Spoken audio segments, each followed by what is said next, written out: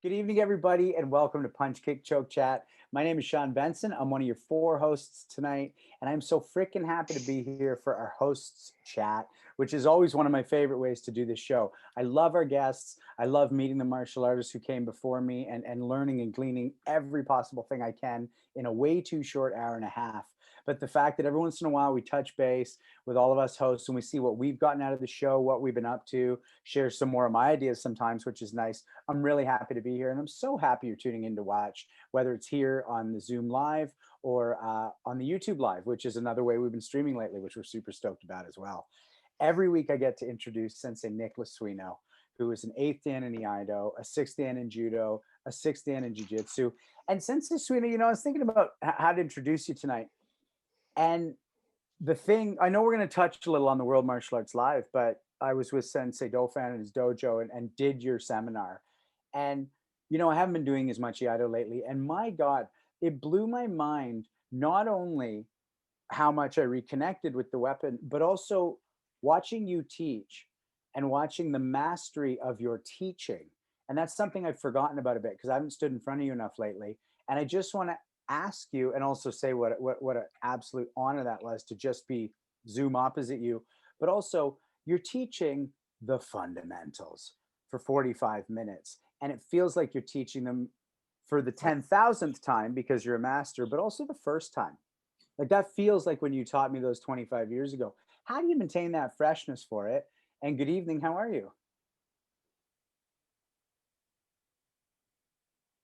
You're muted, Robbie. You got to unmute him. Okay, no, he Oh. did. I had to cough and I muted myself and I couldn't unmute because the host is not allowing participants to unmute themselves. Yeah. So thank you, Mr. Robert, for unmuting me. That was very helpful. Doing well, Sean. Thank you for the introduction. It's always wonderful. I don't know if the fundamentals are everything. We all know that. And I don't know, the longer I do this, the more humility I have about whether when I'm able to communicate the really profound ideas beyond just doing the basics really, really well. I think that's what martial arts is. The older I get, the more I think that martial arts is doing the basics really, really well. And so I try to communicate that and share that. So if anybody gets a benefit out of it, that's pretty cool. I'm having fun training and I'm surrounded by really good people. So I don't know what to tell you. It falls to me each and every time we do this to introduce Sensei Randy Dauphin, who is really, I think, the inspiration for this event, this podcast we do, Punch, Kick, Choke, and Chat. He had the idea. He did most of the legwork to originally make it come about. And his karate sensei, Gary Legacy, who's on the call, as most of you know well or very well, is kind of the linchpin. Without him deciding one day to start teaching karate, and without him deciding one day to approach me to help teach their club Iaido, none of us would be here. So it's a day of history. And since everybody on the call knows us pretty well, I don't know that I have to make any great introductions. I just want to say, Randy, it's wonderful to see you. And I'm looking forward to the day when all of us can get back and do this in person. Oh, Sensei, I'm dying to get across the border. Like, it was funny though. Something that made me feel really good was when I posted that on Facebook, I think, about digging a tunnel to your house. And I really like that Pam said, give me the coordinates and I'll start digging from this side too. That made me feel so good when she said that. I was like, oh, that's such a nice thing to say. But, about your session, the other thing, since, is a couple of my students said to me, like Mario Musso is one, he said, I love Sensei Suino's seminar because when I was doing it, I felt like I was supposed to be there. That's what they said. Like they felt like they were at home and they were supposed to be doing it. That made me feel really good. I always feel good when Sensei Legacy trains my students and says to me, Randy, they remind me of my students. When I'm teaching at your club, I feel like I'm just teaching my own students. And in a sense he is, because I'm not possessive of them like that way. I always encourage all of them to go and train with Sensei Legacy. But to answer your question specifically, Sensei Suino, I'm a lot better now that we're all on this call and we're chatting with each other. It just feels easy and fun, and like the world is supposed to be functioning for me anyway. I don't know for other people, but when we're all talking, it feels like it's supposed to. I get to introduce Sense Legacy. I'm always excited to introduce Sense Legacy. Make you guys laugh because he doesn't like it when I introduce him. He doesn't like when I say all these things. That's why if you look at him, he's just always like kind of stone faced while I'm saying it, because I think it makes him feel a little embarrassed. But everything that I say is always true, that he is a 10th degree black belt, and his teacher, Anthony Sandoval, who it was just his birthday last week too, by the way. It was Sense Sandoval's birthday last week. It was my first contact with him since I sent him a message, happy birthday, miss you a lot. He said, thank you very much, I miss all of you. That was it. The enigma, and then now not be talking to him for a little while, probably. So Sense Legacy is a 10th degree black belt, awarded that by his teacher, Anthony Sandoval, member of the Canadian Black Belt Hall of Fame. He's an author. And I have this book close in the dojo. Sense Suino is an author too. I like keeping these books in the dojo and referencing them regularly. Sense Legacy is also a student of Harold Warden, Benny Allen, Richard Kim, and also Sense Suino, as was already pointed out, received his Shodan from Sense Suino. Before we turned the cameras on, I said to Sense Legacy that he made a crack about a date. He said April 21st, he just threw it out there. And I said, that's one of my favorite dates. And if you didn't know, that's Sense Legacy's birthday. But his response to me was, why do you like that day? Because it's the Queen's birthday. Right? That's what he said. You like that April 21st because it's the Queen's birthday? No, I would jump over top of 10 of the Queens to get to you, Sense Legacy. So, and I said to him, I'm looking forward to this weekend is Father's Day, and I'm really happy that I'm going to get to see Sense Legacy this weekend because he is my last living parent. My parents are gone now, and I'm really grateful and blessed that I have Sense Legacy in my life. And when good things happen, he's always the first person that I want to reach out to and tell about the good things. And when something's not going so great, he's also the first person that I reach out to. And when things aren't going great, once I talk to him, he always makes it better for me personally. And that's my introduction for Sense Legacy tonight. Sensei, how you doing tonight? You got anything you want to say to the crowd here right now? Everything's good. No, everything's open up. Send those questions in. We're full of answers. Okay. So Sean, maybe you want to mention that stuff now. Do your thing before we get into it. Yeah, right on. So everybody, again, most of you are friends of the show. And if anybody's logging in who we don't know, there's a chat button at the bottom of the screen. And what we do on our hosts chat is you throw us a question towards Robert, who's running behind the scenes. And then what he's going to do is spotlight your video. You're going to come on the video and you become a part of the living history of this show. And we're going to talk about this a little bit tonight, but we've had some guests on. There, he just threw up the button. Now you'll see it at the bottom. We've had some guests on, and again, I don't want to get too into this right now, but this was their last appearance before they moved on, and in a public way. And whoever got to be a part of the living history of this show, down the road, this may be something that's referenced, or it might have that Weaponless Warriors vibe, or it might just disappear into digital nowheredom. But that part I doubt. So we would love to have you as part of the show. We want to see your face, and we want to know what you want to talk about, and maybe even ask you your own question back. So we're super excited about that. And then the other thing I always say is that this is for adults right now, having a conversation. And if you happen to hear a word you don't like, then we don't fucking care. And if I say it in an Irish accent, it makes it sound like I'm not saying fucking, but we don't care because we adore that you're here, but we're not going to monitor our content because we're for adults, and we're punching, kicking, choking, and chatting each other every chance we get. So I just want to say that. I also want to take the prerogative right now to just say one thing. I don't get to ever introduce Sensei Dauphin, and I don't want to spend a lot of time on it, but because of our age and because of how well he treats me, there's a brother vibe you might pick up on, which is absolutely true. But he is first, foremost, and always my sensei, has been for over 25 years now. And he's my sensei underneath Hanchi Legacy, with whom we both study. But in terms of karate and all my martial arts, he guides it. And it's just such a privilege to have like, I don't want him to be a brother first. I want to have a sensei who I go to, who I give that call to. And if you know him, you know how valuable that is. You know how valuable it is when my brown belt loses his sweater or forgets it, or I forget it at his dojo, and he's saying, "I'm sorry, I tracked it down. Here it is." And it's like, that's above and beyond. And the lessons I get every time I go down there, the fighting, the spiritual lessons, and obviously the kata that form the basis of our program. Anyway, Sensei, I just want to say it's just such a pleasure to be your student. And I really just want to say that out loud because you treat me like a brother on the show, and I appreciate it. But I'm your student, you're my sensei first. And again, if you know Sensei Dauphin, you know what a privilege that is. I just want to throw it now to the audience. But anyways, I just want to say that out loud. I don't say that enough on this show. I don't know that everybody thinks it's a privilege. You might be right. What I want to say is, go Habs, go. Baby, go Habs, go. I don't know how the rest of the audience feels about that, especially, well, I won't name any cities, but the cities know who they are.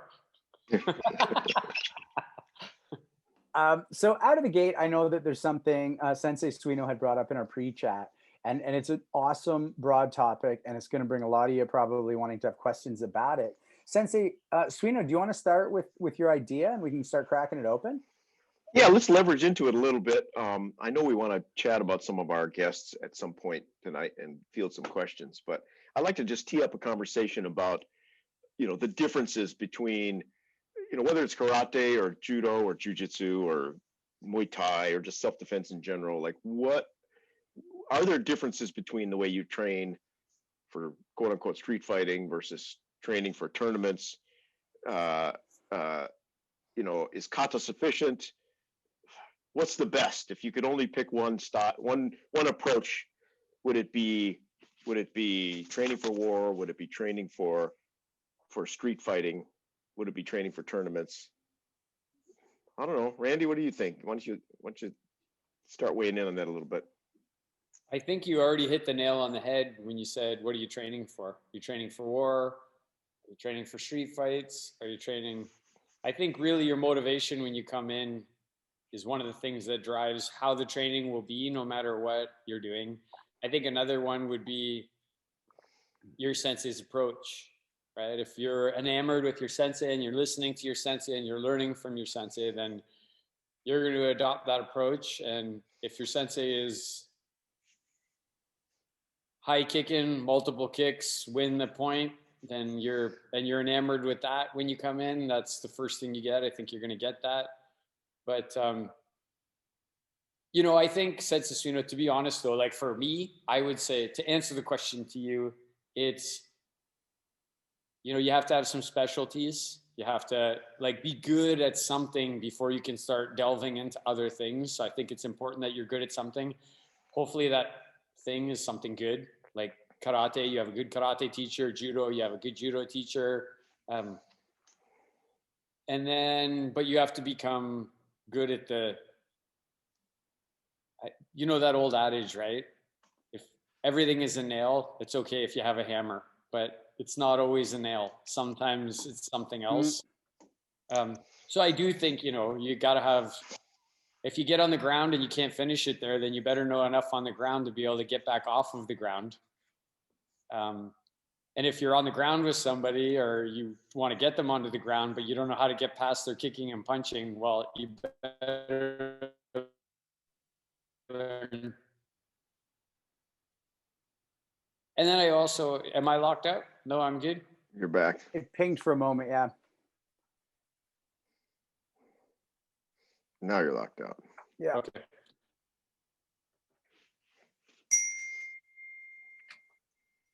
How about now? I think it's pretty good now. Okay. Yeah. The other thing I would say, Sensei Suino, is that you have to be realistic about what your art is good for and when. Right? So, I'm a proponent of other things, firearms, and we do Iaido. I'm fairly confident that if you have a live katana in your hand, I'm not going to charge you with my karate. That's probably going to be a bad strategy on my part. I think my karate will fare me better than somebody who has no training at all. Like, it's always good to have that, but it's still, that tool is not good for that situation. You need something different for that situation. Like, I mean, Setsasuino, I'll just ask you, would you be nervous to fight Conor McGregor if you had a katana in your hand, a live blade? Only for the aftermath. So I think that's my point. Thanks for that, Sensei. What about you, Hunchy Legacy? You want to weigh in on that at all? Sure. Really, when you're facing somebody, Funakoshi, first I'll quote Funakoshi saying that kata in a time of need will suffice. In other words, basically, most people who are walking the street really are not really good fighters simply because they haven't trained. Most people are afraid to hurt or get hurt a little bit, etc. So there are a lot of different levels of self-defense. And for instance, you have karate do versus karate jutsu, where karate do is, the particular blocks that you use are just redirecting blocks so that your friend and you can come back and continue class on Thursday. In karate jutsu, for instance, when you actually apply your techniques, you're creating a lot of damage. So who do you practice on? You know what I mean? So there's a lot of different ways of training. And I think that when you train classical training, they cover all the angles and all the aspects in their own way. And I find that through doing that, you'll become the best fighter.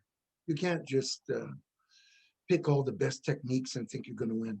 It takes, pardon me for saying this, but it takes balls as well. You can stand there when the sensei's in the room, but you're outside of the Elmwood Casino and a couple of the boys, bikers, want to take you out. It's a different type of self-defense. It may smell a bit. But so there's a lot to be said for martial arts, and even little children doing it, but making them healthy, growing healthy bodies, etc. So martial arts covers a big field of self-defense and health and self-defense. So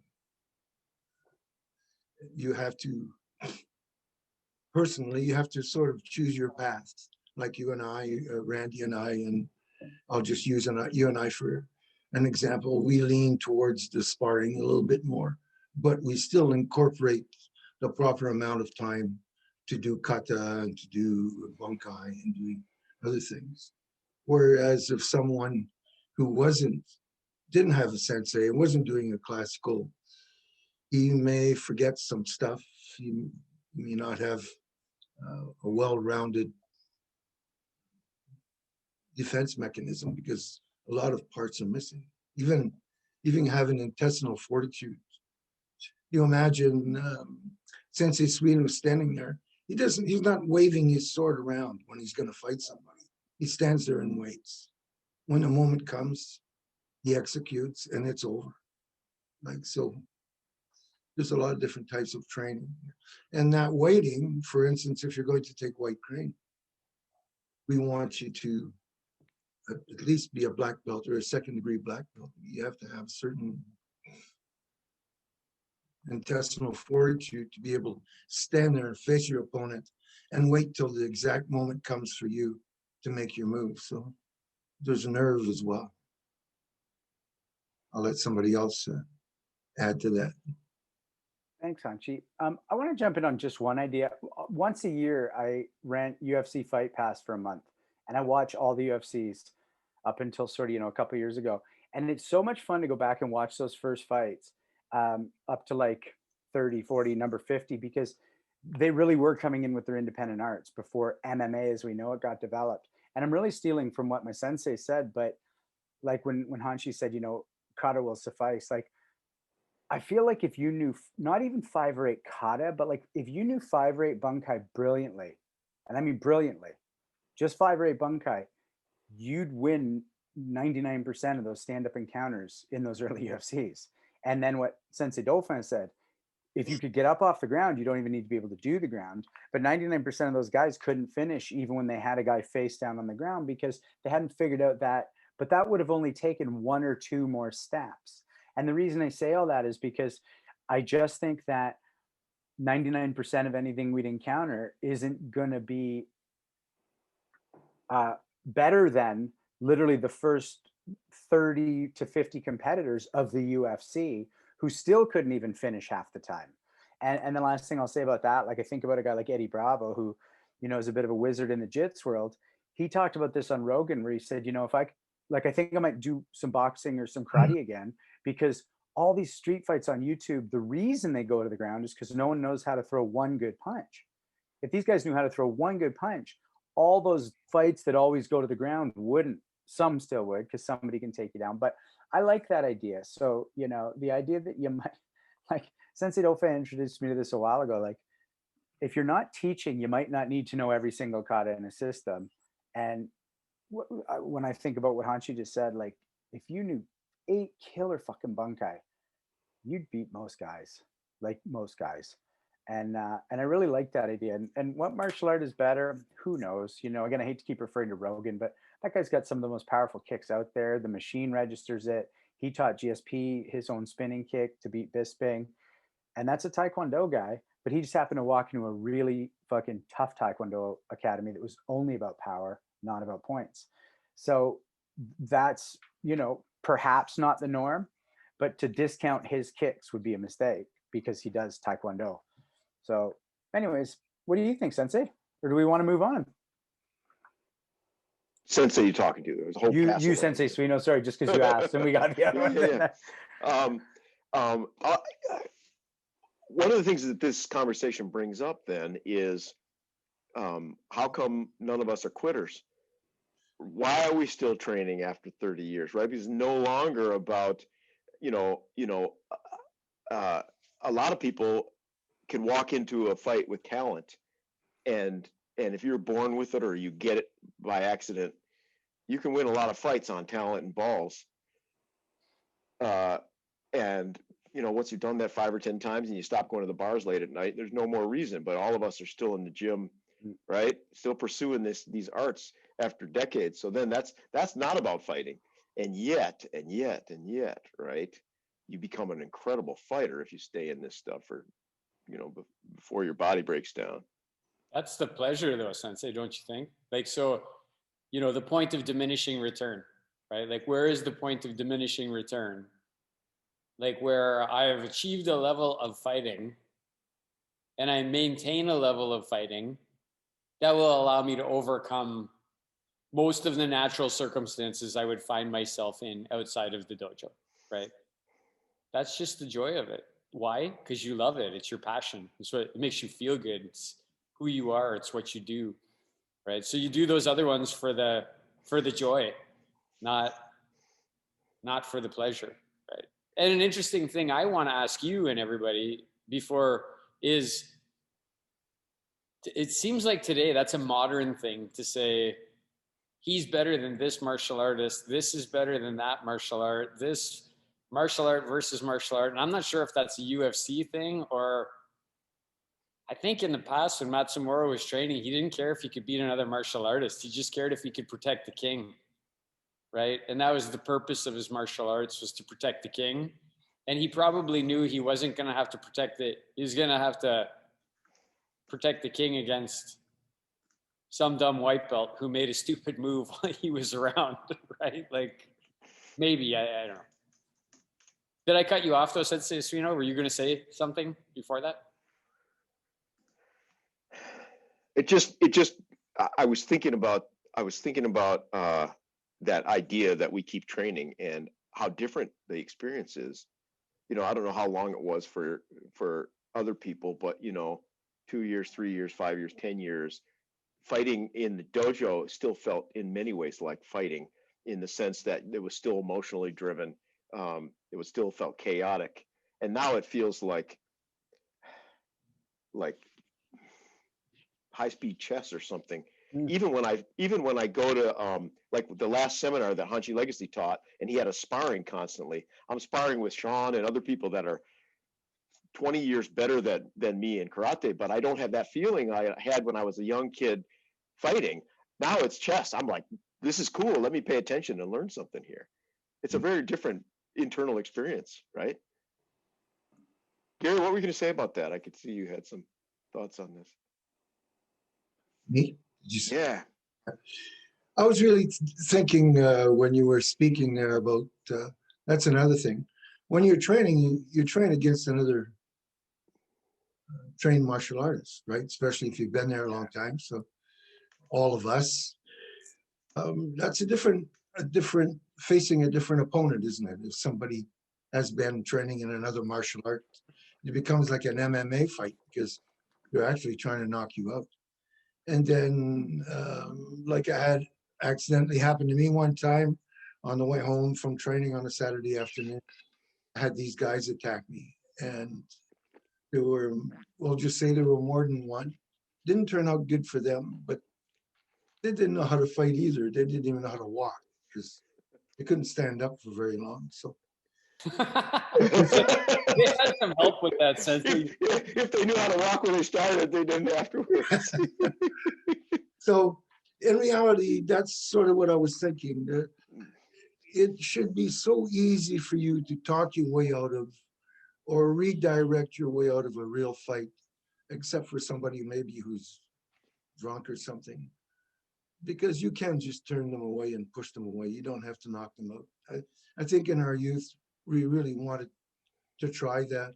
But I think that today, if that happened, I probably would tell him I'm an old man, and he wouldn't want to, whatever. Yeah, and then I'd go over and say, he's just an old man. You should try him. You should go, you should go try and push him around. Anyway, that's what I was thinking there, Nick. There's so many, there's so many different ways that you can treat. You can even treat some guy with kindness if you have enough faith in your martial art that you can keep saying nice things to him until he hopefully gives up. If not, well, you just pop him. There's nothing you can do when they won't. You can't fight fire with. You have to fight fire with water or fire. And the fire has to burn hotter, right, Sensei? Yeah, a little bit, I guess. Sensei Suino, I came to this a little different, right? I didn't come to this a fighter. I came to this to become a fighter. Like every time I got picked on in high school, I used my words to get out of it, and I used cleverness to get out of it. And I don't even know if I felt afraid in high school. It wasn't quite that. I just didn't know what to do. So I got out of it that other way that I did know what to do. It took me about 10 years, I'm going to say, like till I was 28, 10 years of martial arts. Before then, there was fighting, and then there was me trying to do this thing. And around the time I was 28, and Sensei's, it's around the time when you came to LA and we were fighting, and things started to coalesce where now it was me who happened to be fighting. It wasn't fighting separate from me. And that was a really glorious thing. It doesn't mean I got incredible all of a sudden or anything, but it meant that I was on the inside of it without fear, or at least anything like that. And I wasn't trying to execute something foreign to me. I was now actually learning something better and better each time that I was doing. And that was a really lovely moment. And that's never stopped being the case. Now, every time I stand in front of Sensei Dauphin, I have to go, but it's me doing it every time since I was 28, for better or worse. And I love that. I mean, all this is a journey of self for me. It always was when I joined at 18, and Hanshi said, one of the books you want to get out of the gate is Zen Flesh, Zen Bones. And I just went, I don't know what this Zen thing is, but I feel like I've just touched on something that is never going to stop being my journey. And the fighting's an adjunct part of that. I don't get any more self-knowledge in this world than through this stuff, than through the, person-to-person combat stuff.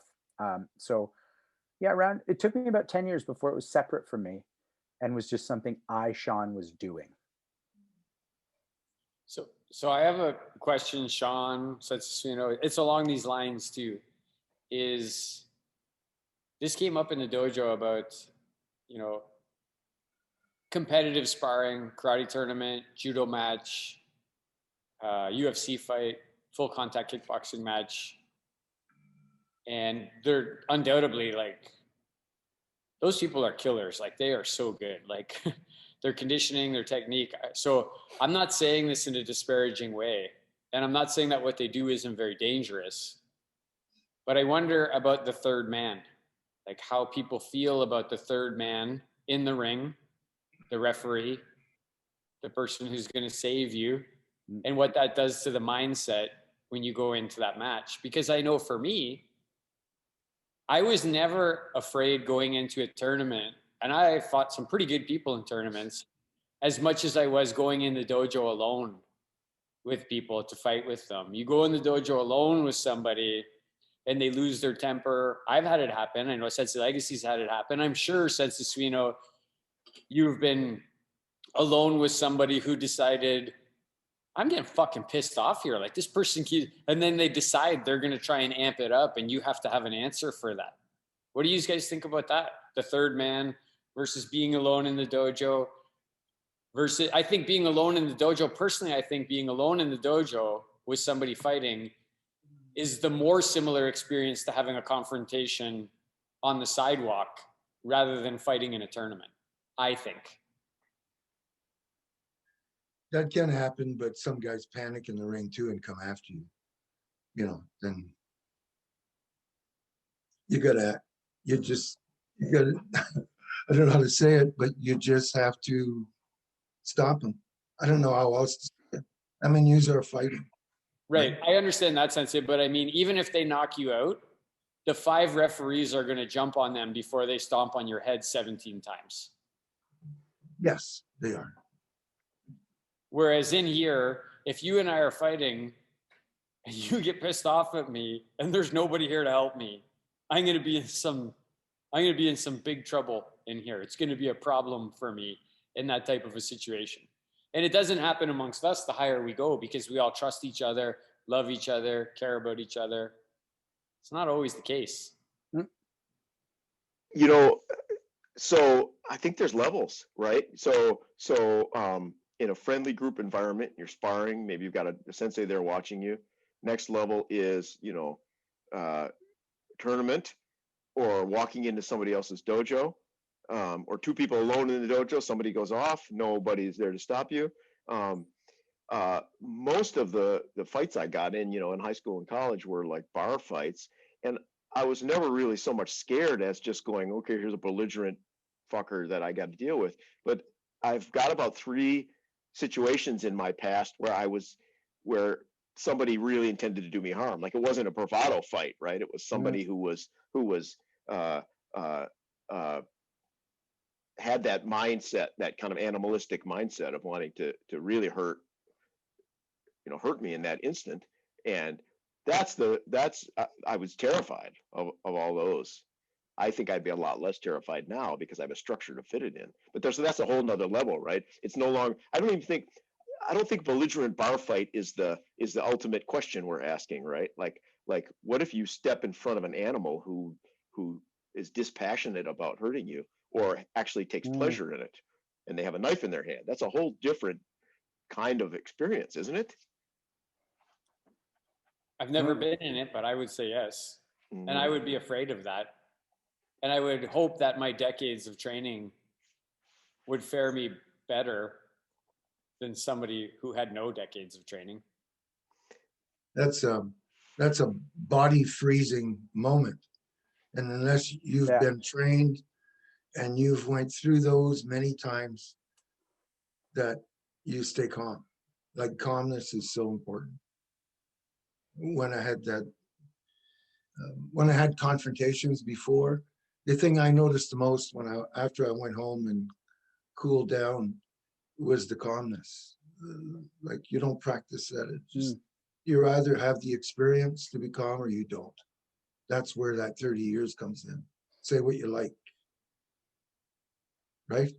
Yes, that's it. I remember you lots of times saying to me when I was 18, 20, 25, and I would talk about different situations, and you would always say to me, it'd be better if you said a lot less. Like it would be better if you just didn't say anything. Mm. And that's one of the things I learned. And like, I haven't had any serious situations in the last 10 years, 15 years, thank God. Like, I mean, a young person who thinks they want to try and do something to you, but after a few minutes, they realize they're in a bad situation. And you just don't say anything now. You just keep looking at them and they realize really quickly what Seth is talking about. This person's entirely too calm. They're not engaging me in the way that I expect them to engage me. It's time for me to get in my truck and drive away. What do you think, Benz? Well, I actually want to use an acting analogy for this because, the method I employ when I'm working and when I teach it's really like a truth. Like it's not me acting, it's me doing it. It's kind of like what I said to Sensei Suino about the fighting. And it's also that dropped in for me around the same time. I did a lot of work before I finally discovered, oh no, I'm doing everything. And when I teach and there's a class full of people, you'll notice like, I'll just give a really basic example. Like girl will get super flirty, guy will swag up on her, and they may even end up making out in one of the improvisational exercises. It's really like everybody's willing to be sexy, be a stud, or have a big, super screaming shouting match. And then I'll tell them to go practice this on their own with each other, one on one. And invariably, they all come back and they go, that was fucked up. Because now you're just in someone's kitchen doing this work. And if you're making out with someone in their kitchen, you're just making out with someone in their kitchen. There's no acting. Now, that's kind of the point of the exercise, but you can no longer go, oh, there's 30 people watching, so it's not really happening. And I think about that when you talk about that fighting. Like, it's one thing to be sparring in the dojo with a bunch of people watching or at a tournament. It's another to be alone in a dojo. And a quick example is like, I was once buying drugs off a guy at a booze can in a basement. And I've told you about this, Sensei. He pulled out a knife this big to shave the white powder off the big block of white powder. And then he just turns to me and he goes, if anyone fucks with me, and he starts hammering the knife in the door. And I just looked at the guy and I'm just like, he's between me and the door. This isn't good. And I was just like kind of fucking out of it. But I was like, and the first thought that comes into my head is if he points that at me, I might have to kill this fucking guy. And I don't know if I can. I don't know if I'm gonna.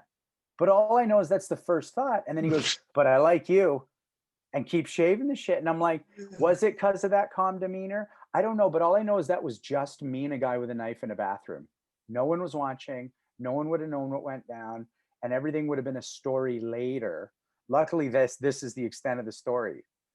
And that was that. But I just always think about, I've personally put myself in negative positions because I didn't have a lot of them happen naturally growing up. And so then I went and found them. And I'm like, oh shit, this is real. Like, there's no joke here. This guy could hurt you. This guy did hurt me, blah, blah, blah. And so that's why I think of that acting analogy. It's really different when no one's watching and all of a sudden nobody's a stud anymore. Nobody's being flirty anymore. They're all real, like, and that kind of makes sense to me. It costs something all of a sudden. It's not And free. then you learn to go to the pot dealers, right? Because they're just more laid back and they never pull out a knife. They're just chill. Right? You learn where not to go. That's for sure. Yeah, a weird thought that I have is I'm not going to mention the name. Everybody on this call knows them, but I was actually talking about this. Then you have people like that who said to Suna, they want to take their training to this level, right? So they purposely, while their business has totally shifted away from what their business actually is, they keep one vending machine in the worst bar, Maine and Hastings in Vancouver, the worst one they can find. And they purposely go in there and make sure that everybody sees them getting the money out just because they want to keep themselves sharp, just because they want somebody to try and get that money from them. Right. So there's also people like that, right? Like there's also people like that who lay in wait. They lay the trap for you and they hope you stick your foot into the mousetrap for them.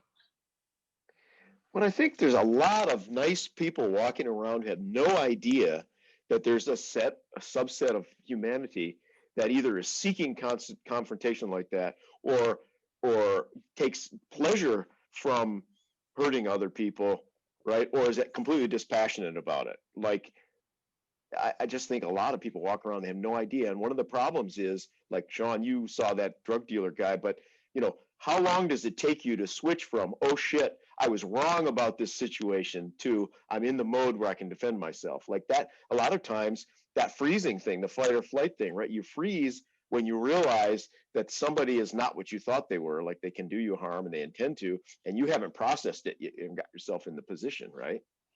But do you think about it, Sense of Swino? Like Sense of Legacy, I remember, like, I think the first time you taught this lesson, Sense of Legacy, was Yellow Belt, where you said you should think about the situations you might find yourself in and how you would respond to them.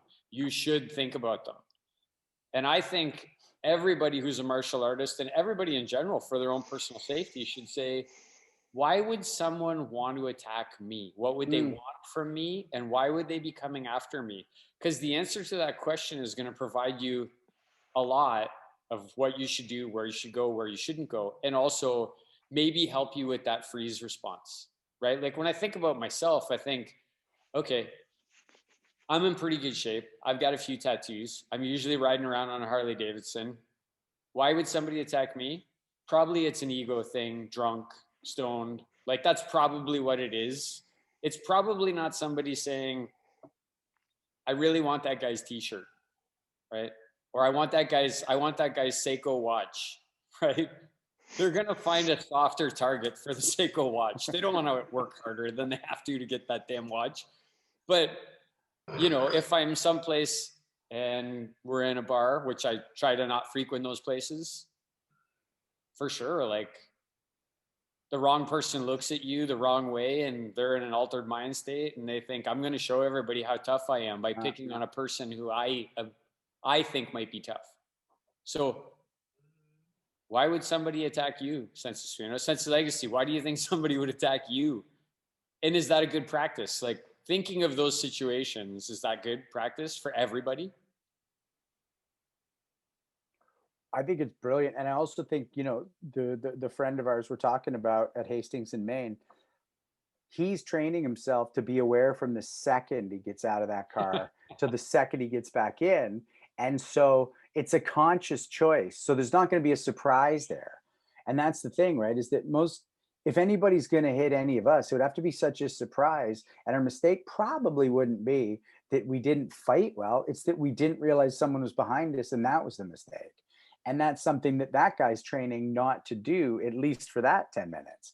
And I think that's a great thing, to go, okay, why would someone want to attack me? Well, when I'm entering those situations, I'm now on a relaxed but alert state. And that's a cool thing to practice and train. Also, it's just a great way to taste the air a little differently, see people's movement a little differently. It's fun. Human study. I remember, since Lacey, you told me when I was, I think about 24 or 25, one of the training exercises you gave me was every time you hear a loud noise, you throw a reverse punch. I don't care what you're doing. I don't care if you're sleeping. If you're in bed and somebody's car horn goes off, you open your eyes, you throw a reverse punch.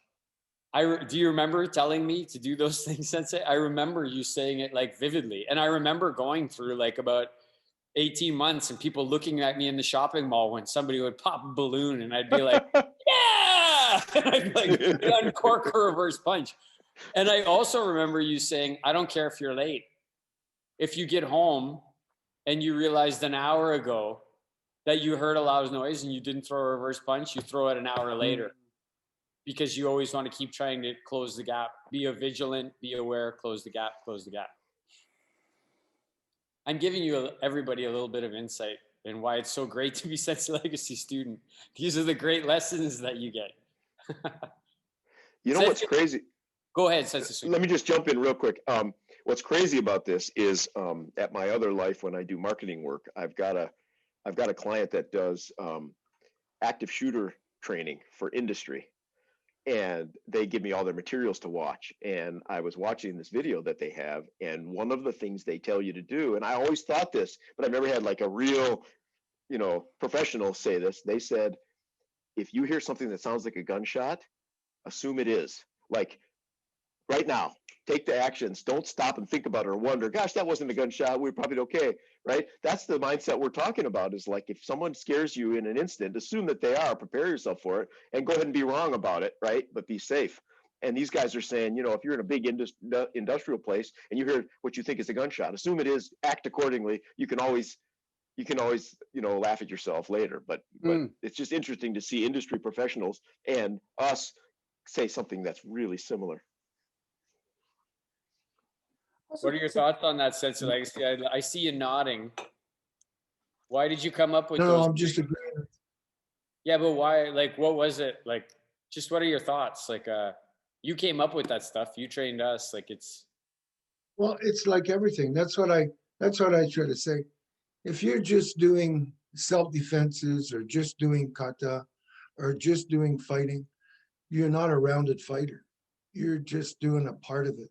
Martial arts is like 8,000 years old and it's still going. Why is that? Because it works. It's full. It's the best answer we have today. So all those things that I taught you should have been taught.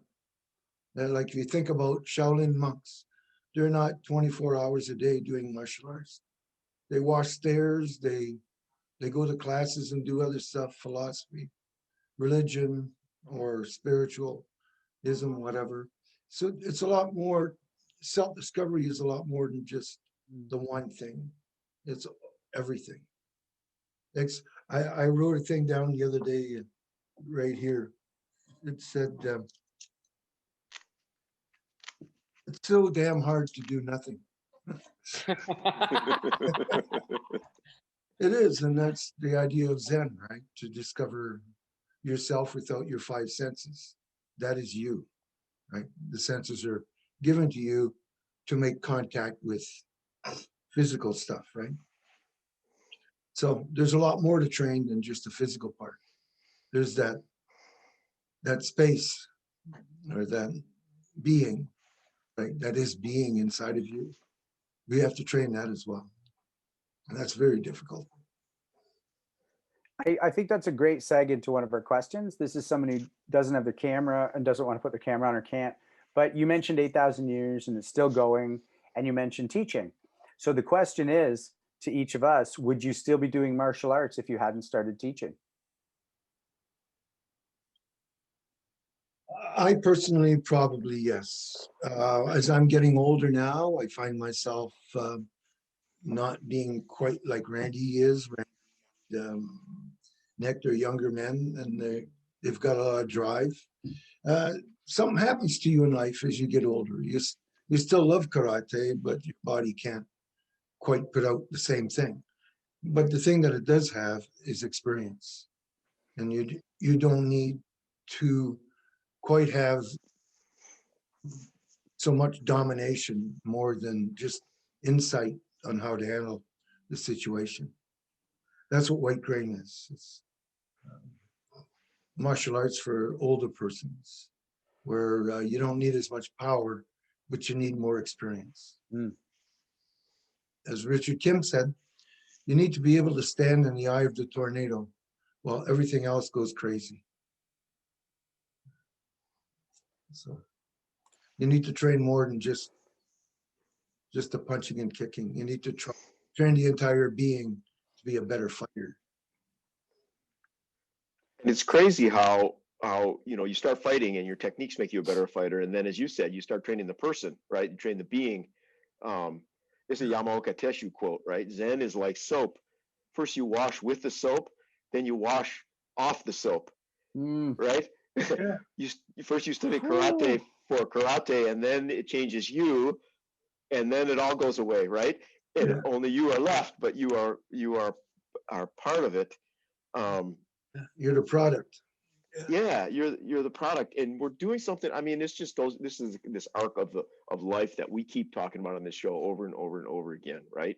There's nothing so formative. There's nothing that forms the human spirit so much like a lifetime spent in the martial arts.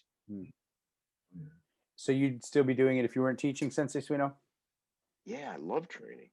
I love training, and the flip side of that is the people make all the difference, you know. I love calling up Dan Holland and saying, hey man, you know, you have 45 minutes at lunch.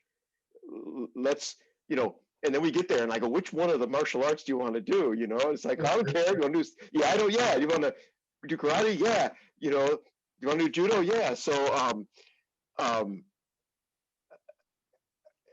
yeah, I would totally, I still do, despite all the teaching and the training and all the structure. 2-3 times a week, I still get a hold of somebody, one of my handful of people around here, and I train with them because I fucking love it, man. Don't put teaching aside. Teaching aside teaches you a lot. Teaching, you know, if for instance, you have some young person who asks you a question and you don't know the answer, you have to go find out what it is so that the next one, and that goes on forever.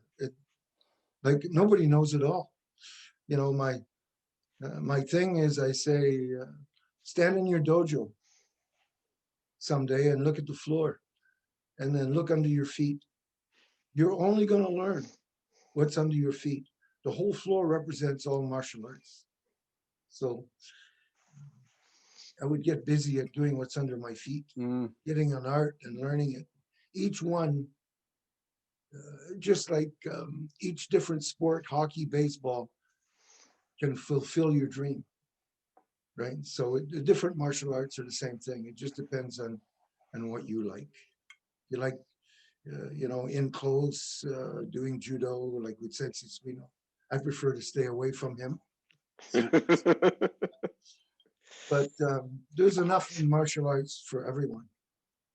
And it all basically is the same. Everything else, except the techniques or the way you look at applying it physically, everything else is the same.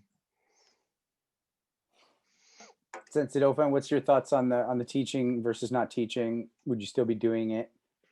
I think I mean, when I came to the dojo, the first day I walked into the dojo, it was a bit like thunderstruck, right? Like I just knew I would always do karate. I knew I would always be with Sensei Legacy. I just knew, like I knew that, like I didn't know anything ever in my life. That was the first thing that was like ever like absolute to me. I'll be doing this. I don't care what happens. I'm going to be doing it. So then I would have to say, if I wasn't teaching, I'd still be doing it based on that answer.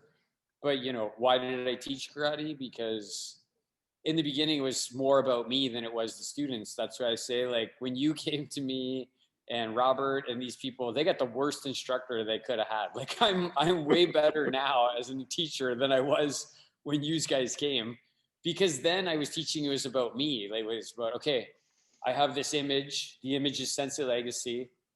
That's what I want to build myself into. He's teaching, therefore I have to teach. But then after a while you're teaching and it's like no longer that, like it's the other things start to seep into you from the training, right? And the word that comes to mind, Sean, for teaching is responsibility. At my age, in my position, there's a responsibility that I have. I really feel this responsibility heavily, and I'm happy that I have the responsibility. I don't want to shirk it. And my responsibility at 50 years old is to make sure that when I'm 75-year-old, there's another 50-year-old that feels that responsibility to move it forward. And that becomes a very cyclical thing. But if there were no ranks, no humans on the face of the earth, no karate uniform, no colored belts, and I woke up tomorrow, I'd probably still come here and do my karate. Like, you know, and when I say probably, I'm sure that I would.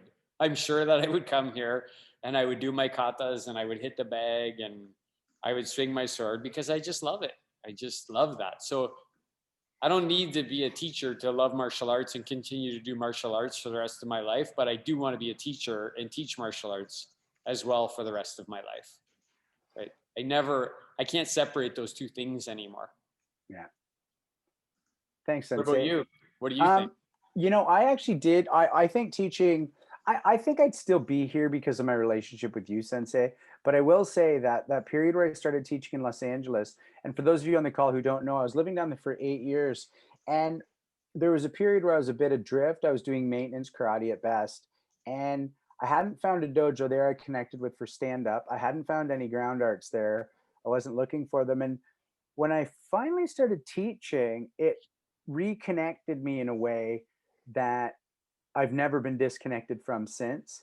And meeting people at 7 a.m. in a park in Los Angeles when I first started, it made me get up. It made me reevaluate, and it gave me people in my sphere to be beholden to because I was pretty far away and I was going through a lot. Um, this was pre-sobriety, but it was part of me getting sober, was having responsibility again. So I would definitely still be doing martial arts. I'd have found my way back to connecting with you the way we started and are now. But I think the teaching was a bridge, and now I teach and love it and never won't. But I have to say that kept me in the game in a way that was invaluable. And what Hanshi said, like currently, I love when students ask me stuff I don't know because it keeps me in the ladder. And then I hit one up and I go, hey, by the way, my guy asked this the other day. What is your thoughts on that? And then we chat about it. And that's my favorite part. I don't even honestly care about the answer as much as I care about the fact that we're all in a lineage sharing what we think the answer could be. Again, this is, sorry, go ahead. No, I just was going to ask a new question, Sean. I didn't mean to cut you off. Finish your thought. No, and I'll ask. that was pretty much it. I was going to pivot to another thing too. So I'd love to hear your question. My question would be to everybody here, because you're talking about some of the things like, what is it that you love about teaching? Like, why do you love teaching your art? Like, what do you get from that? What do you love about it? And Sean, I'll start with you like first, and then because I like to hear as well Sense of Legacy and Sense of Suino. But what do you love about teaching? Martial arts, not acting and not music. Talk about martial arts. Yeah, I was actually going to go to a class the other night on Zoom right before we could open in the park again, and I shared this with you. It's that glorious feeling of holy shit, this works. The work works. And it was when one of my brown belts threw a punch unlike he'd ever thrown a punch, and it looked like a Hanshi Legacy school punch. It was relaxed. It just went whap. And it was a punch that a week ago his body didn't indicate he'd be throwing that punch that week. And I was like, do that again. And I just had him do like 200 in a row to reinforce it. And I just was glowing that night. And I was like, he may not own this yet, but tonight he's got it.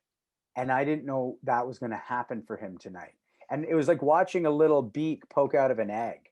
And you're like, holy shit. Now, this guy's been training a while, but that moment of the punch itself was like, oh, this can actually work for him. This isn't and so why is that so exciting to me? No idea. I just try and pass on what you two taught me. And then when that happens, I'm like, it fucking works. Holy shit. So that's really it, Sensei, is just that feeling of through me doing what I was given, watching someone throw a fabulous fucking punch and go, that's a real punch. That's not a fake punch. That's not a McDojo punch. That's not that would do something. Whew. I don't know why that's so satisfying. So I don't totally have an answer other than relating that story. Nice. Sense of Suino?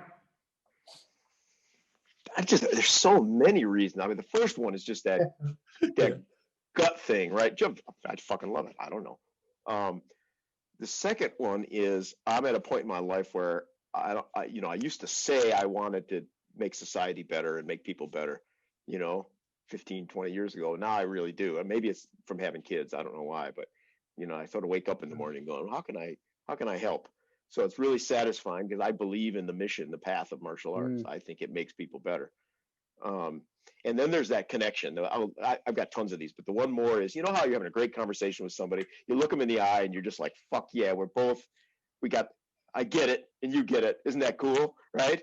Well, that happens a lot in martial arts, right? You do a throw and you look at each other, wow, I don't care whether you're the thrower or the throwee, right? Or you do a punch, bang, and you go, fucking cool, right? Like you can connect with people in a way on a visceral level that, is very hard to do anywhere else. Love that. Sense of Legacy? Why have you taught for the last 49 and 3/4 years. What do you get from it? I basically went through the same thing as Nick there. You go through a bunch of different stages, but I think now what keeps me going is that through all the training, it's the realization that I hate to put it this way, but it's people like me that keep martial arts alive. And like us, I should say us, not me. A bit selfish there, but that's how I drive myself, and it's my way of paying back. It's almost like a priest believing in God and going out and preaching it because that's what he believes in. It's the same thing with me, except I want to keep the bad karate out. It'll never happen, but I try to scare the bad karate out. In some ways, when students go to not so good schools and see good karate students, they get discouraged, or they realize that that sensei is not a good sensei. And a lot of people need to open their eyes, because if it wouldn't be for persons who truly believe in the martial arts, they'd be going downhill, giving black belts here and there and putting stripes all over everything. And any pictures of stripes on their belt on Matsumura or Itosu, right? They're absolutely not necessary. As a matter of fact, when he puts, my opinion is, they say they put stripes on the belts of the children so they know where they are. Well, shouldn't you train their minds to know where they are? Like, why are they walking around with all these little flags on them? You don't have a thing on them saying, when you have to go to the bathroom, pull your pants down. They know that, right? You teach it to them. So it's the same thing with this, in my opinion. Martial arts is meant to be hard. It's meant to drive you. If it's easy, somebody is not driving you. It's not getting the best out of you, in my opinion. What's your answer? Sorry, let me just finish that thought. So Sensei Legacy, can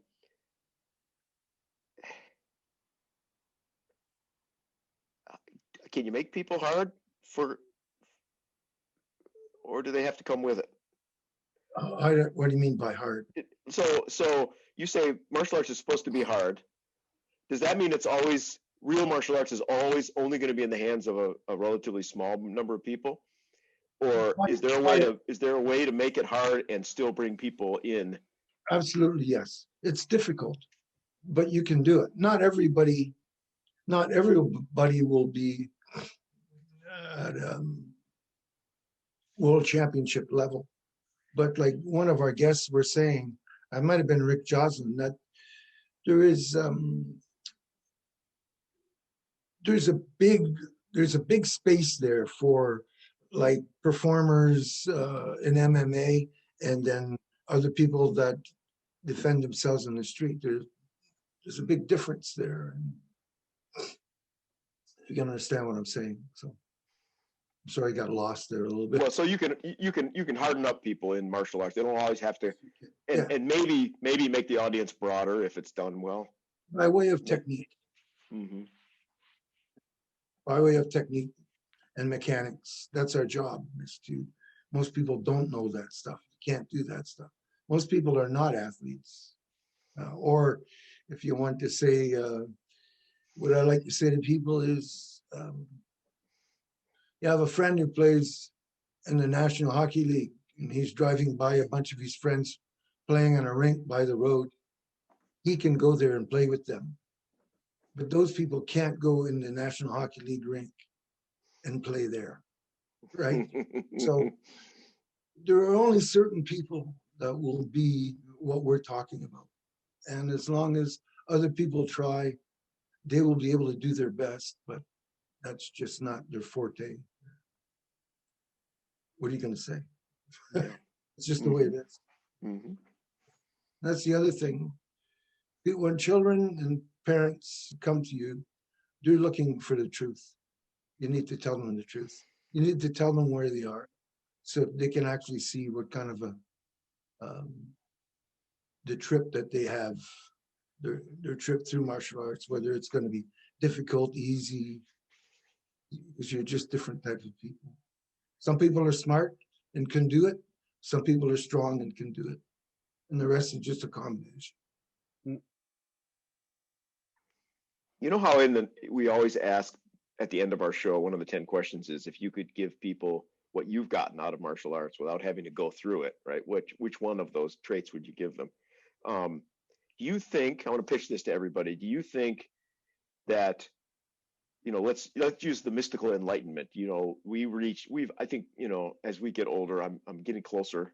I'll probably get Alzheimer's before I get enlightened, and then it won't matter. But there have been many wonderful life lessons through martial arts. Do you think you can get those lessons if you stay in martial arts and you suck at it, or do you have to be good at the martial arts in order to get the lessons? If you suck at it, it means you don't get it. And if you don't get it, no, you won't.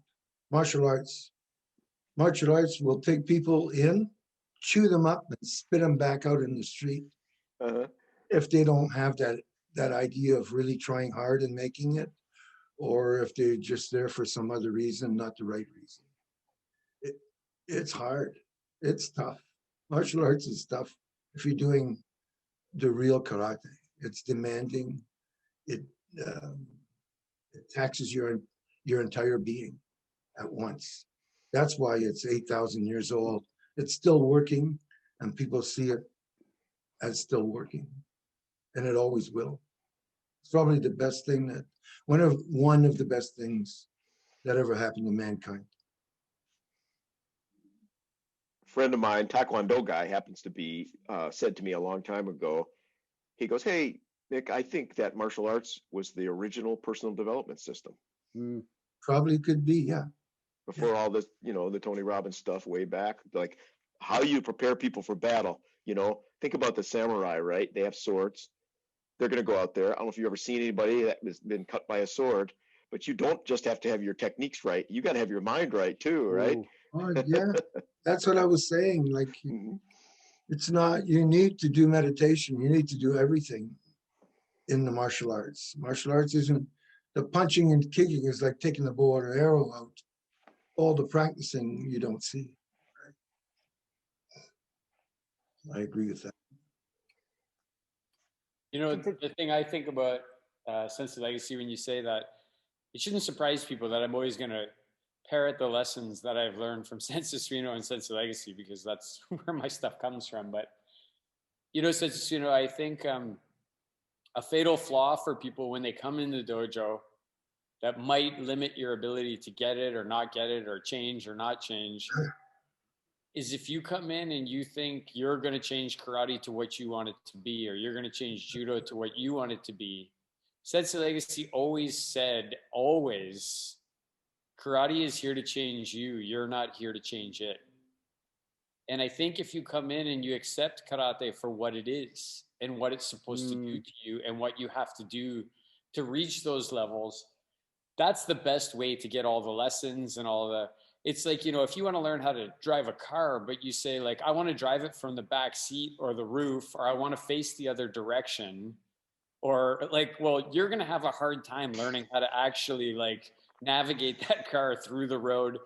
You might get some level of being able to do it, but not the same as somebody who accepts it for what it is and does it for what it is and allows it to seep into them and change them. At least, especially in the beginning, right? Like your first 10 years, like it should be a lot less about why am I doing this and a lot more about how am I doing it? How do I do this? How do I do this? How do I do this?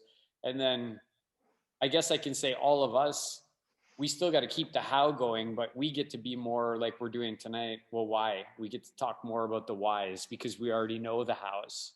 And we've maintained those, I think. And your other statement, Sensei, about can karate make you hard? Life makes you hard, in my opinion, period.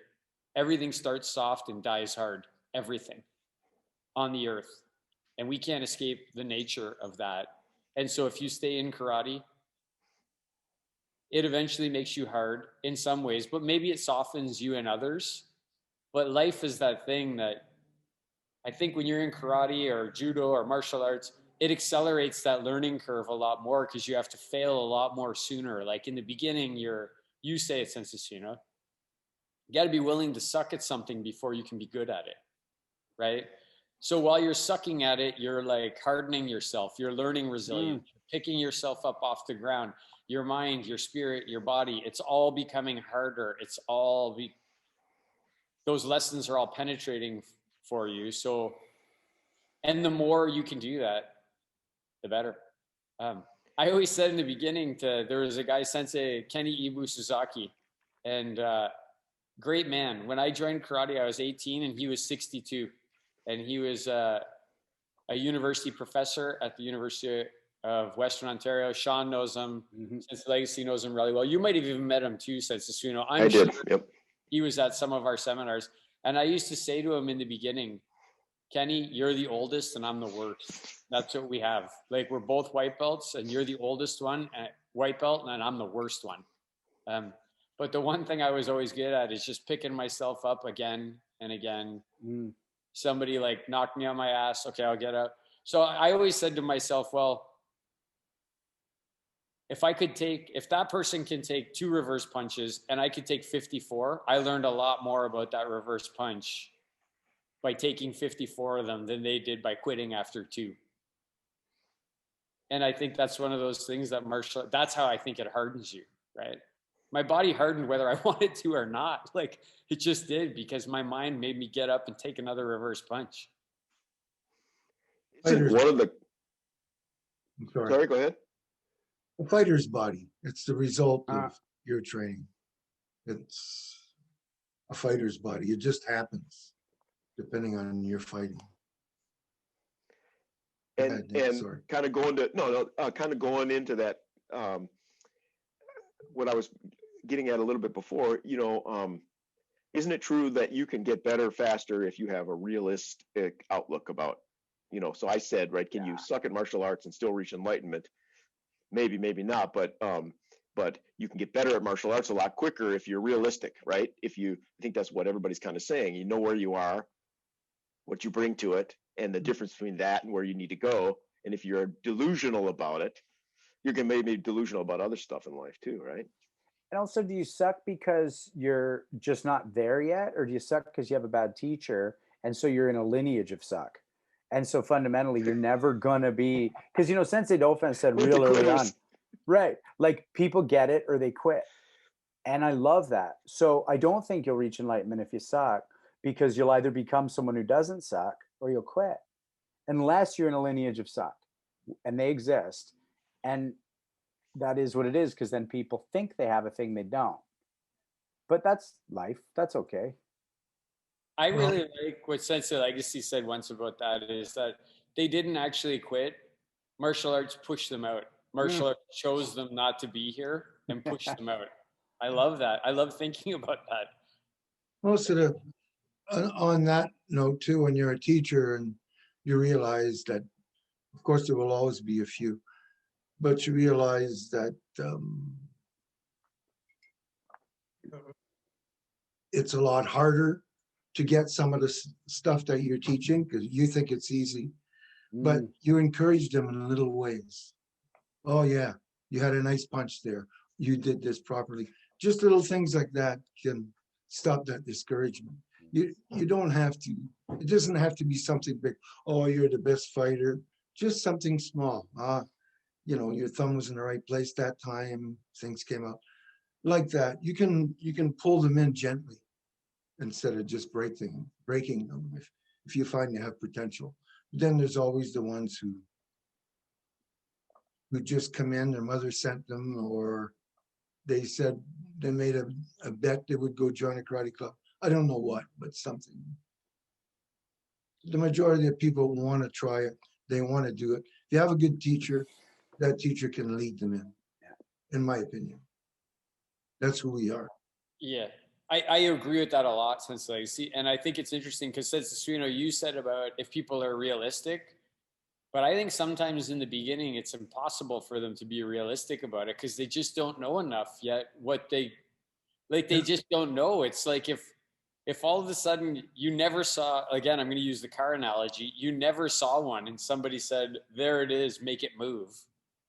Like, you'd have no idea like how to do that. And I think in the beginning, like, some people are just not, not realistic in many different ways. One way would be, I think I'm way better than I am.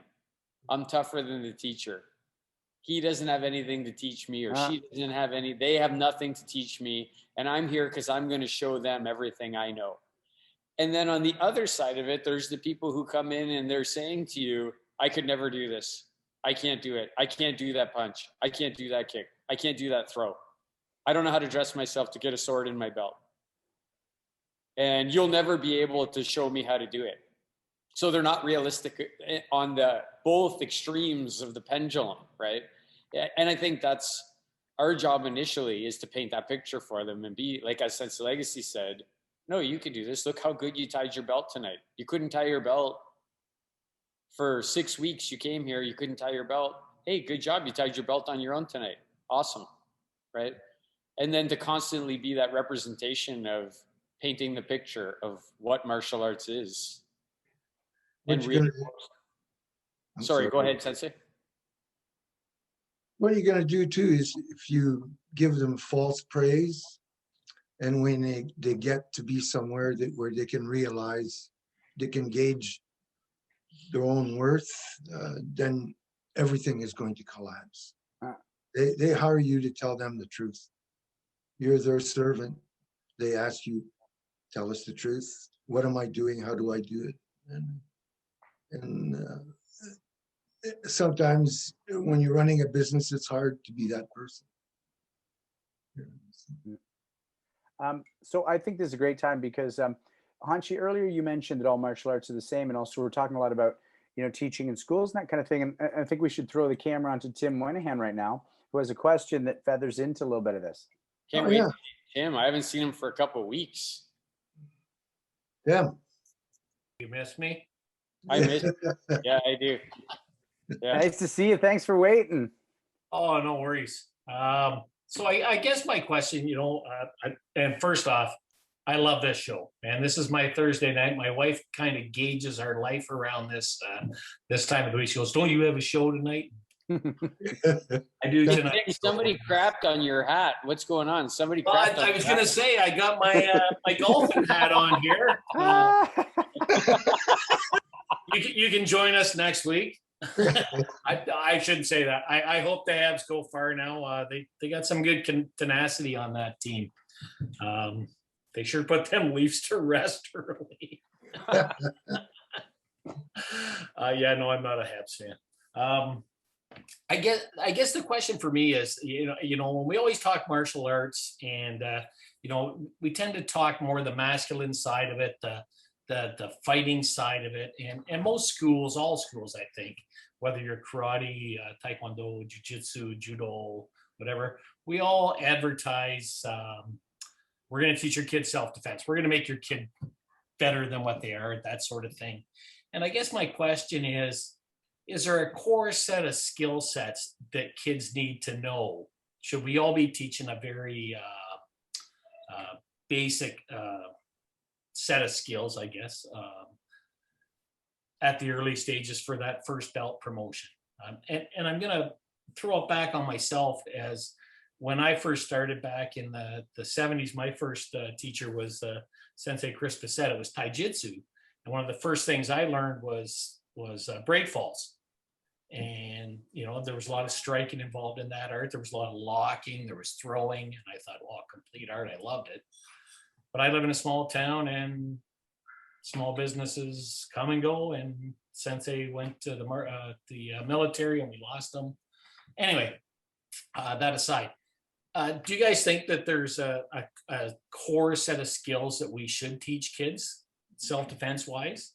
And not only fighting, but I'm sorry, I forgot to throw this in earlier, was some of the best application of those break falls I've ever used was A, falling off a skateboard, B, falling off a mountain bike. C, my self-defense usually involves me against something else in sports. You know, so do we take that into context when we're trying to talk about our martial arts as helping develop the individual? Go, Sean. Sean, you go ahead. I'd be happy to. You know, in terms of the specifics, I think that varies from style to style, program to program within different schools. But for me, Hanshi already addressed this, the beginning of the truth, the beginning of the kid learning, it's not that way, it's this way. No, it's not that way, it's this way. No, it's not your right foot, it's your left foot. And I also agree that praise needs to happen when it's appropriate, but because that's humility, is being right sized. So not being unduly ashamed or unduly proud, being right sized. And that's the truth, is being right sized. And so for me, that's the thing that's important. And the other teachers can speak more about the specific program stuff if they want, but it's the beginning of going, it's not the way you think, it's the way it is. And that for me is the beginning of the life of a martial artist and the classical man, woman, or person versus what can be out there that has too much allowance. So that's where I go with it. The beginning of that. They don't have to be shit on if they don't get that, but the beginning of that. Yeah, no, I understand that 100%. Attainable goals, reaching attainable goals, setting them. Yeah, for sure. So then I'll go next. We'll just go, I think we should just go in order. And then since Suino can go and since Legacy, you can.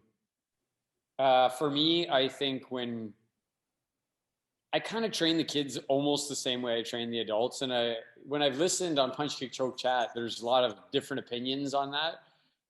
To me, I always think everybody comes to class and I hit you all with a bucket of water and you decide how wet you get, right? You decide you either stand there and it all gets on you, or you get out of the way and a couple of drops hit you.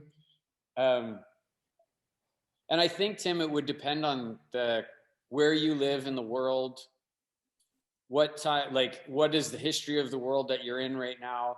So I think in Canada and in the culture that we're living in right now, one of the greatest things we can be teaching kids for self-defense is resilience. Like just being able to embrace the suck, like just being able to be like, this is not going to be the way I want it to be. No matter how much I fight that, I got to accept it for what it is. And if I want to do it, I got to be resilient and I got to take my lumps and I got to move forward. And when parents come in here to talk to me, and they always have different goals for their kids, right? I want my kid to be more confident. Can you help them with that? Yeah, I can. I want them to be more respectful. Can you help them with that? Yes, I can. You know, whatever it is. And I always say, well, and they're like, well, how are you going to do that when we couldn't do it? And my answer is always pretty simple. I'm going to teach them how to fight, because when they get punched in the face, they become a little tougher. When they get punched in the face, they know they need to be a little more disciplined to block their face. When they get punched in the face, they become a little more compassionate because they learn that it actually hurts to get punched in the face. You know, when they get punched in the face, they learn that they lived through that. And they can be a little more confident when they're walking. He threatens them and says, I'm going to punch you in the face. Then they can go, I got punched in the face yesterday. I'm not quite as scared of that anymore. So I think that's my answer to your question. Cool. Francisco? Yeah, it's so funny, you know, Tim, when you pitched that question, the first thing that came to my mind was that look in a kid's eyes. You know, they come into the dojo at whatever, you know, we start our kids at like age 5 or whatever. 2 years later, 3 years later, you know, they start as noodles. They don't like pain. They don't like discipline. And then I'll be supervising a sparring session between two kids. They've got their pads on. They're going at it. And one of the kids is getting hit and turning away. And I'll say to him, look, turn in there and fight. And about 9 out of 10 of them start doing that a little bit. And all of a sudden they go from this noodle to this like focused, ferocious kid. And they get to experience that for the first time in their life. I mean, there's a ton of techniques we should teach them, but that's exactly what I thought of. And it's, you know, it sounds like what you're saying, Randy, is like we're teaching them resilience by teaching them that they can get punched and punch back. And it's scary and it hurts, but they can do it and they can live through it. Wonderful. Hanshi, what are your thoughts? Well, if I read you right, you're asking if we should teach. First of all, the reason that your opponents were not other people is because you're a good martial artist. and you're staying out of fights. And basically that's the way it should be. If I'm getting this right, you want to know for children how we should anchor them into karate. I would have to say the basics. There are only 10 basics in martial arts. All martial arts. Everybody out there, 10 moves, 4 blocks, 4 kicks, a punch, and a shudo. Everything in martial art, the string comes back to that. Everything. So you start where they understand first. You can't start teaching them heavy philosophy or anything like that. You just start getting their bodies involved, and then that in itself, by doing these, they engage the mind and the entire being. So I myself, and probably most people here, do you do the basics before your class, every class, all the time? Because they're the most 10 important moves. And just from doing those moves, it will expand your mind over and over and over. It's just a greater understanding of being able to, if you do a low block and an inside middle block, there's still just a middle block and a low block, right? They're just done together, different timing, and that again engages the mind, and then the mind and the spirit engage. So your question is really good. It lies right into the core and the soul of, on an esoteric, on a physical level of martial arts. You need to sweat yourself on those basics. They're going to be the core of everything that you do. Yeah. Thank you, Hanchi. I think I don't think I maybe worded that correctly. More of what I was looking for was, and by the way, I had my fair share of little mix-em-ups when I was younger, and in the last few years as well, because I'm still stupid.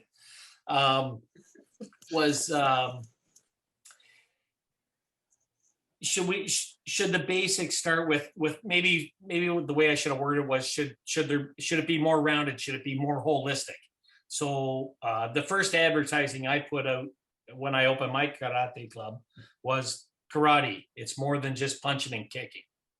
And so I loved when you said that earlier, and I actually blasted you a text about it. Yeah, I got it. So I think, like, for my basics and everything, I always taught break falls. I thought were very important for all of us, for the adults as well. They just didn't enjoy them as much as the kids. And in the karate that I was later introduced to in the 90s and the early 2000s with people that I don't want to mention about anymore, but I think I learned more as a yellow belt in the 70s than I learned as a black belt in the 90s. But we feel your pain, Tim. We know what you're talking about. Oh man. But we don't want to get into that right now. And I know, and I'm still, every day I kick myself in the ass for not coming to St. Thomas in the early 2000s and late 90s, but I didn't, and that's my own fault. We're still here. I know. I'm closer. I'm in Kitchener now. I'm traveling to Kitchener now. All right, good. With Sensei, but yeah, no, I for me, I always believed that you needed all those ranges. You needed to learn, and I know that you teach them, Hunchy, the throws, the locks, that sort of thing. And that was what was missing when I was coming up through a certain, and not just the club that I came up through, but numerous clubs over in this area of the province. And well, not going so much on the ground.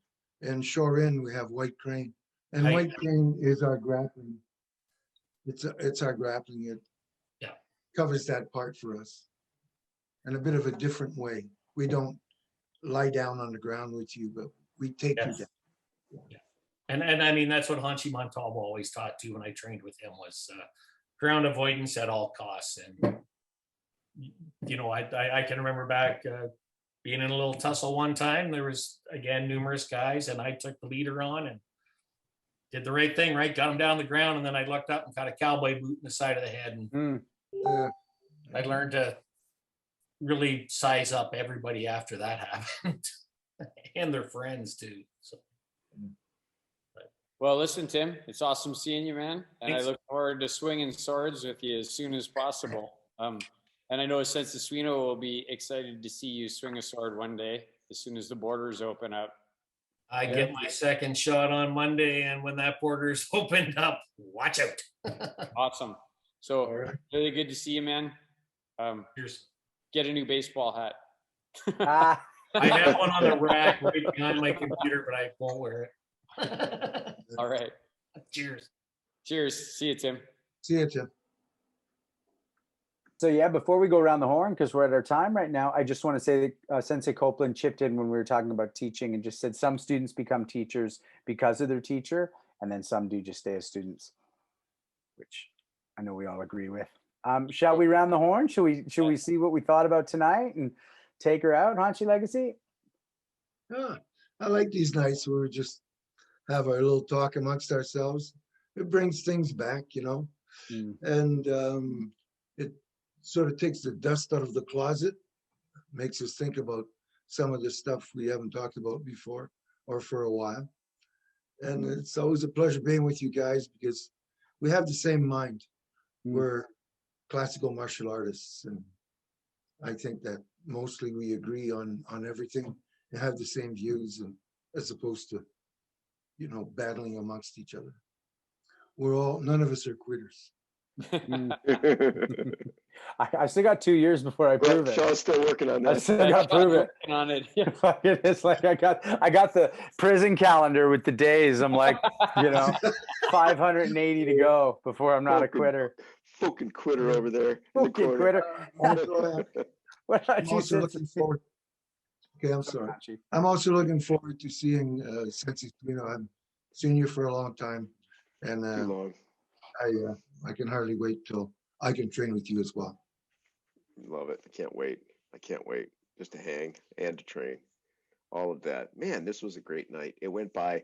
I mean, we always say the regular shows go by fast. This went by instantly. I mean, I had about 2 questions in mind when we started. I was a little worried about filling up the time, and here it is. So, rock and roll. This, we're making history here, and I don't know if everybody gets that yet. I think our audience, it would be beneficial for our audience to reflect on these conversations. I've been in martial arts since 1968, and this is some of the coolest stuff I've been involved in, the conversations that we have with others and with ourselves. It was a great night. What do you got, Randy? Yeah, it's a lot of the similar stuff. What I got is, there's nothing better than being on the floor with Sensei Legacy or you, Sensei Suino, and doing the stuff that we do physically.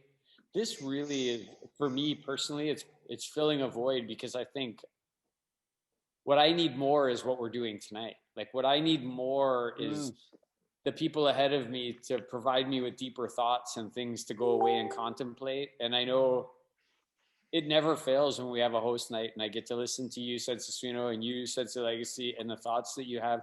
I always go back and watch these shows to hear what the two of you have to say, and you as well, Sean, but it's obviously different with your teachers, as you know. So one, I'm just super grateful to have that going on. We're living and we're doing it. So we are making history, whether people think we are or not. That's just a fact, period. And anybody who wants to debate that with me, I'm happy to sit down with you and we can talk about it however, but once this moment goes by, then it's history and we were in it and we made it. So 100% we're making history right now. I'm super proud also. Like, that's a thought that I have, that we're doing this, we're sharing this. People are continuing to watch this. People are going on the YouTube channel and watch it.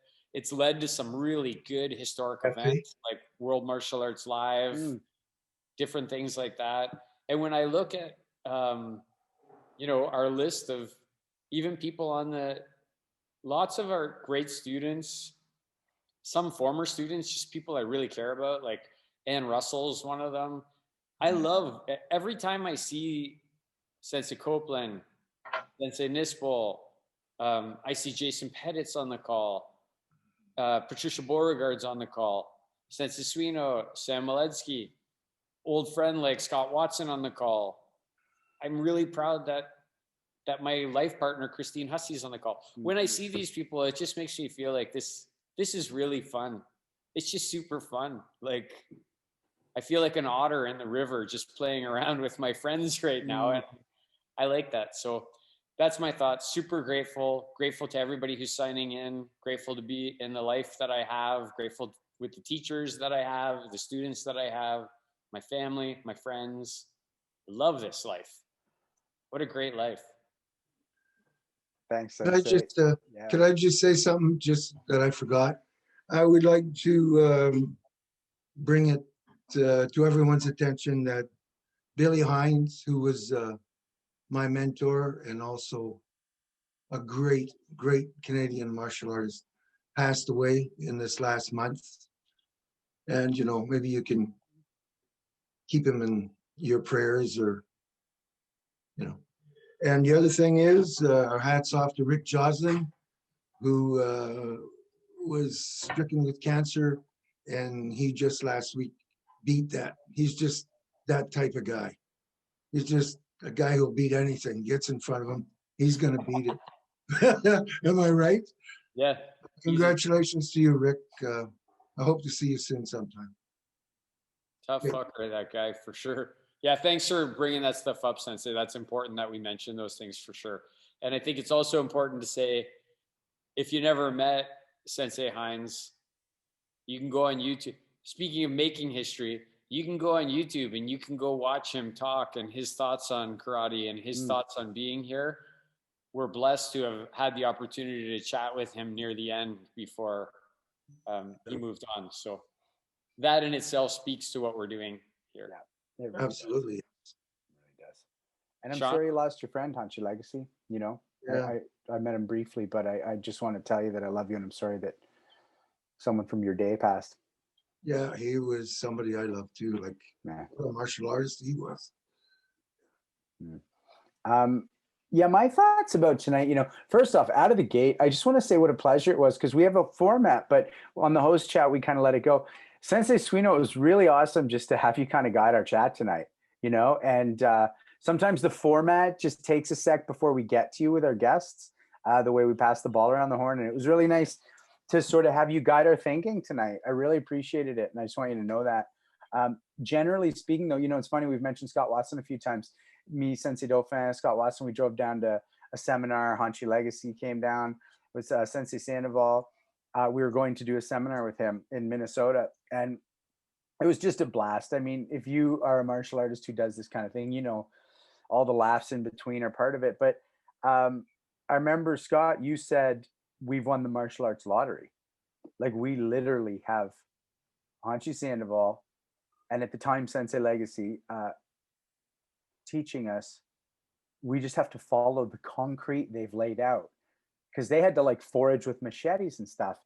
And the way I feel tonight is something I said then, Scott, which is I'm the luckiest one in the car because I also have Sensei Dauphin as my teacher, and I'm the only one on this call who has 3 teachers on the call. And so these nights for me are nuts. Like, these nights for me are nuts. I'm just sitting here going, okay, like, this is it's I've been doing this for 28 years, which I actually am with Hanchi. Like, it's not that long. The longer I do it, the shorter it seems. And I go, wow, there's a reason I keep, they just happen to be men in this case, following these men.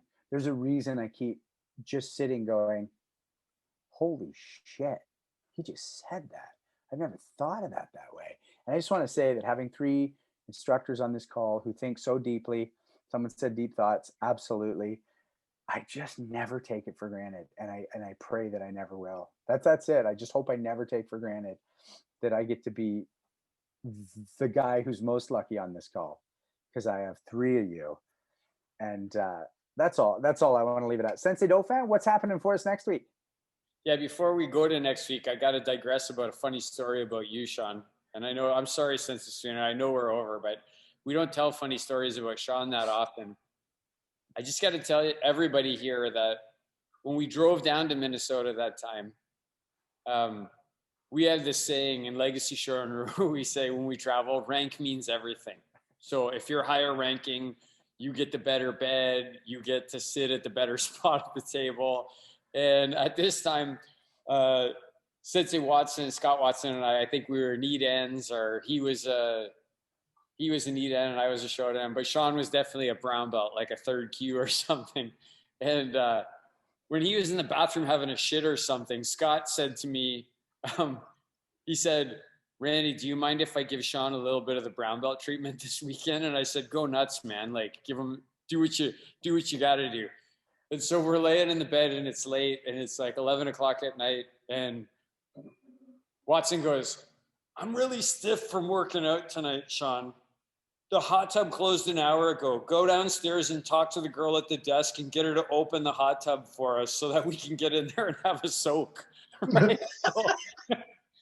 So Sean looks at me. I'm like, "Get your ass moving. Get down there and get the hot tub open." Off he goes. He comes back up, as only Benson can do, because he's a handsome guy.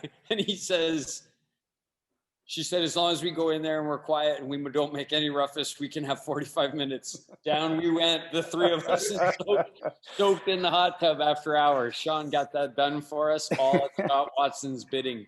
So just a funny story about Sean and Scott Watson. Next week is Mark Hominick. Super excited to be chatting with Mark Hominick. Definitely I was going to say one of the greatest MMA fighters in Canadian history, which that's undoubtable, but also he's like really like a pioneer in the UFC, pioneer in training UFC fighters. Just, I'm really excited to talk to him about those questions about how did you come in? How did you go? Where did you go? And just also like super fucking nice guy. Like I've met him a couple of times, and when I called him on the phone to ask him about this, I was like, "You know, Mark, I just feel a little bit because of your status and in the UFC and the things that you've done." He's like, "Just let all that go. Like, I'm just a regular guy like you, and I'm happy to do this. You don't have to sell me on it. Just give me the date." Like, and he also said, to be honest, "I do anything for Leo." He said, "I do anything to help Leo Laux." And Leo asked him to do it. So we should be thanking him too, that he helped us with that. It's nice to have a big family. Yep, definitely. Thanks for that, Sensei Dauphin. Everybody watching, we adore you.